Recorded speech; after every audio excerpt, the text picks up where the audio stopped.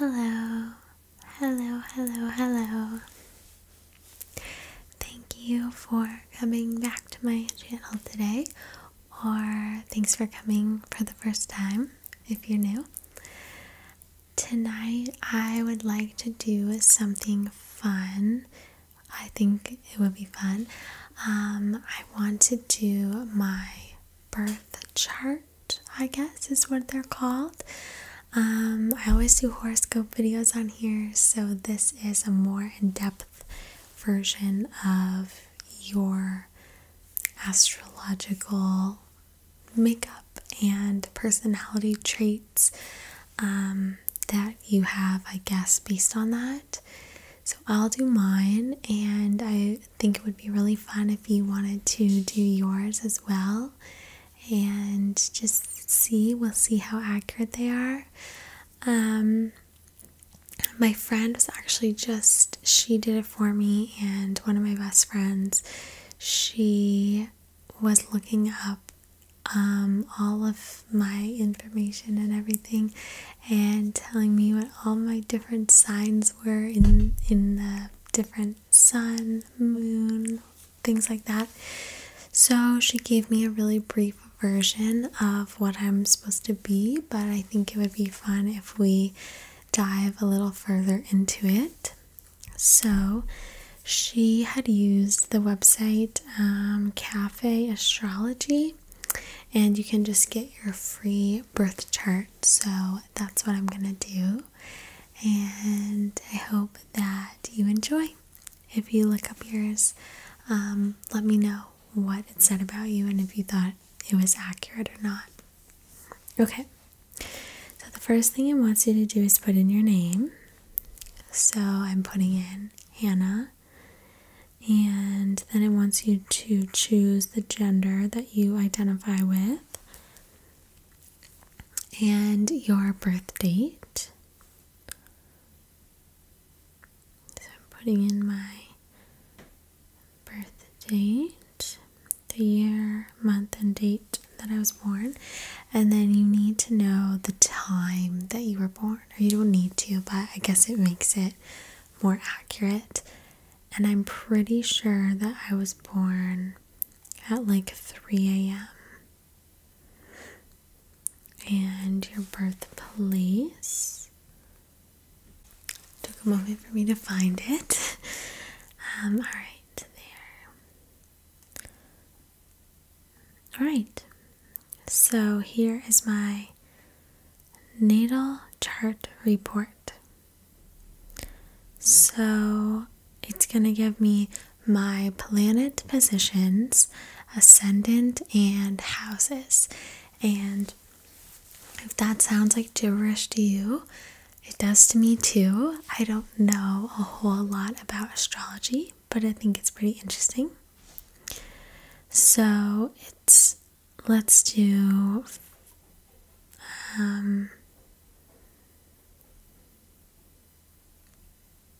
so first is the sun, and this is based on your date and month of birth. So this is the one that you would typically, when you're having your monthly horoscope reading, this is the sign that you identify with. So mine is in Scorpio.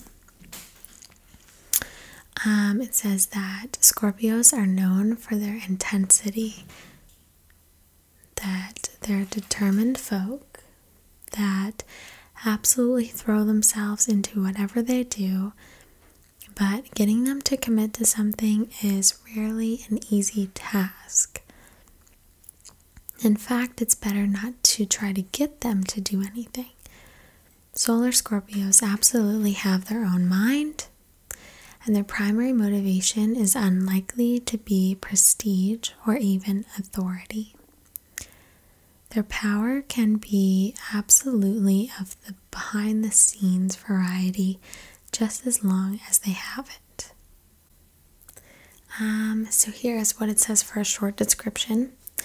It says you have physical energy and courage, strong passions, regeneration and improvement, potential issues, suspicious, defiant, extremist, and sometimes vindictive. Okay, the moon. So the Scorpio was the sun for me, and the next one is the moon. It says, oh, I should read about the sun, what the sun means. It represents your vitality, your sense of individuality, and your outward shining creative energy. So that one was Scorpio. And then the moon represents your emotional responses, your unconscious predestination, and your self-image. The moon represents the emotions, and the moon sign shows how a person expresses themselves when at home, at ease, and comfortable. So my moon is in Taurus, I guess.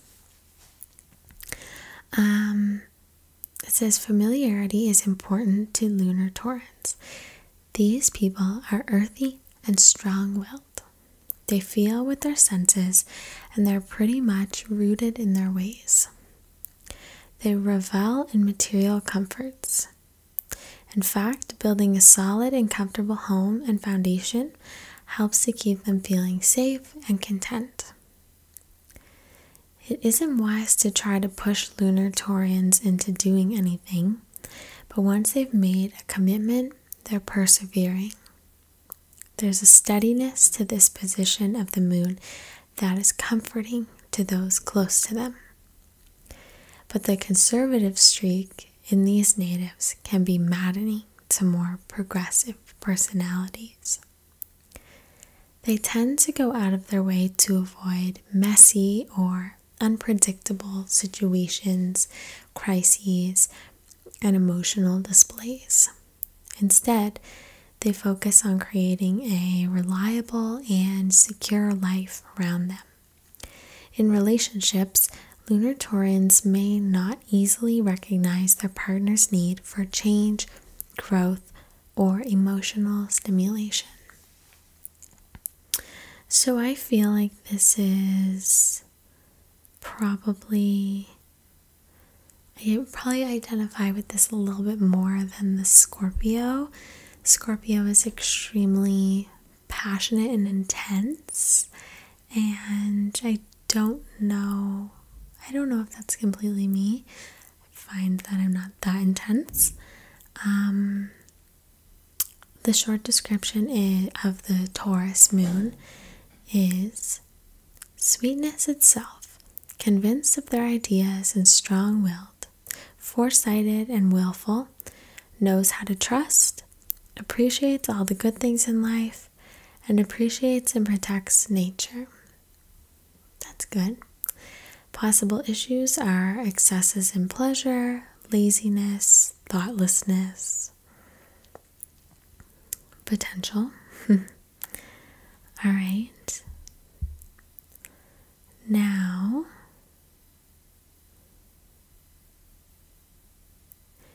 Mercury represents, this is the next one, it represents communication, Cartesian and logical spirit. Okay, so how you communicate. And my Mercury is in Sagittarius. It says enthusiastic, humorous, and sometimes moralistic. She has strong opinions and will often be eager to share them. Democrat, philosopher, tolerant, respectful of laws, interested in foreign places and learning more languages. Believes that everything teaches you something. Yeah, I believe that. All right. Venus. Venus represents an interest in emotions and values, exchange, and sharing with others. And my Venus is in Capricorn. Venus and Capricorn people will try to win your heart by displaying self-control, presence of mind, and responsible behavior. These lovers want you to know they are goal-oriented, witty, savvy, and controlled. Nobody can get the best of them. They want you to see just how competent they are. They like some measure of predictability in their relationships, as they're cautious in love. Interesting, interesting. Okay, Mars. Mars represents the desire for action and physical energy. And my Mars is in Capricorn. With fiery Mars in the more orderly sign of Capricorn, natives with this position have a subdued and controlled style of approaching life. Most don't come across as particularly enthusiastic. Rather, theirs is a low-key but determined energy. Mars and Capricorn natives like to be on top of things. They are generally goal-oriented and focused people who are not afraid of hard work. Most are achievers by nature, and many possess well-defined ambitions, well-defined to themselves more than anything. They are not particularly flashy people, but their drive to succeed and to make their lives secure is strong, even if it's not right out there for the world to see. Anger is expressed in a rather cool, level-headed way with this position of Mars. Self-control is strong when it comes to expressing anger, drive, and energy. Capricorn is a sign that detests waste of any kind. It also fears disorderliness and letting go. With Mars in Capricorn, there's generally a powerful need to stay in control. Very interesting. Now I have Jupiter. It represents expansion and grace. So my Jupiter is in Aquarius. It says she attracts the most good fortune when she's tolerant and fair, inventive, impartial, and cooperative. Values people and personal freedom most, desiring to show unique perspectives or skills. She's open to new methods and progress, great tolerance and humanitarianism. And now we have Saturn. So as you can see, there are just a lot of different elements that change depending on those different factors that you put in. And I guess it depends on where the position of everything when you were born and that. So, yeah, they all stack up to create your personality, I guess. So, Saturn represents contraction and effort, and my Saturn is in Aries. So what that means is that self-consciousness can be a problem. She must learn to develop self-confidence, is bothered by a me-first attitude in others, but must learn that me first is sometimes necessary in moderation. Okay, then Uranus, which represents individual liberty, egoistic liberty, and my Uranus is in Aquarius. It says that I may get overexcited at the start of a task that interests me. At times, my debonair personality can give others a banal impression. And Neptune represents transcendental liberty and non-egoistic liberty. My Neptune is in Capricorn, which means that I am discerning, wise, and sensible. And Pluto. Pluto represents transformations, mutations, and elimination. And my Pluto is in Sagittarius. So it says that I have willpower and ambition, and I almost always prefer to have my own way. Okay, and Lilith, the black moon Lilith, represents our darker, deeper natures that may be repressed or buried. And my Lilith is in Virgo. It says she may have felt uncomfortable or wrong for paying special attention to the practical side of life, attention to details, organization, and routines. She may go to pains to prove she's not ordinary, worried, eager to please, or concerned about details enough to perfect a craft or project. Leaving many projects unfinished can be a sign of perfectionist expectations, since this way she does not have to deal with the prospect of not producing something perfect. The key to eliminating extreme behaviors is to work on self-acceptance. Okay, and then I guess this is what my friend was saying, the 3 most important things, kind of, are your sun, moon, and ascendant. So, she said that your ascendant is how you come across to others and what people's first impression is of you. So my ascendant is Libra. It says, everybody seems to like Libra ascendant natives. They just come across as nice, pleasant, and fair. Look a little closer at their lives, and these nice people may have had quite a few problems in their relationships.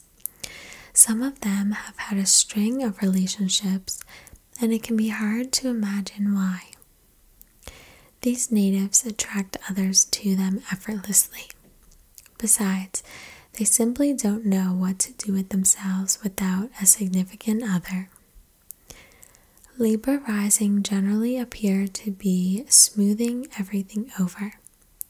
They have charming smiles, a gentle approach with others, and an easygoing image. Even if they were not endowed with good looks, they're attractive. Most pay a lot of attention to their personal appearance, the colors they wear, their hair, and the way they walk. Libra rising can be enormously persuasive, although they will almost always use a soft sell approach when they want to win others over, which is all the time. A tendency to pass the buck and keep up that nice guy or gal image are their worst qualities. However, they can make excellent mediators and will generally be the first to accommodate you. Libra rising natives are usually attracted to confident, active partners. Their relationships are often characterized by bickering or competitiveness until they learn to drop their sweet image once in a while and to stop blaming their partners for everything that goes wrong. So, there is plenty more on here. I think you could read a lot about yourself, and that was the descriptions, but there is like an actual chart, and it's very confusing looking. But I think it's really interesting, and I would like to learn more about it, what everything means. Like, there's all these different, I don't know if you can tell, but like, there's all these different signs in that. Like, it's kind of overwhelming, and I don't know what any of it means, but I guess I just kind of read what some of it means, but it's very interesting. So, and then I have I'm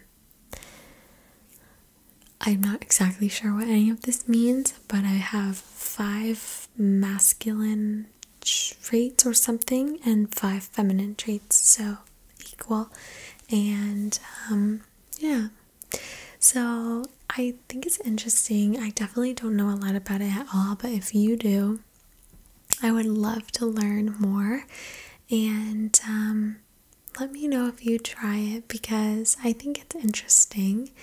And it's, as my friend was describing it, it can be like almost religious or spiritual if you follow it. And I think it would be a really interesting experience to go in depth and learn more about it and have a reading from someone like her who really knows a lot about it. So yeah, let me know if you try it out and what you think, or if you already know a lot about astrology, and if you want to share any information with those of us who don't, it would be really much appreciated. So I hope you kind of enjoyed. I hope you find it interesting to look up your birth chart, and I hope that you have a great week. I'll talk to you really soon. Thanks for watching.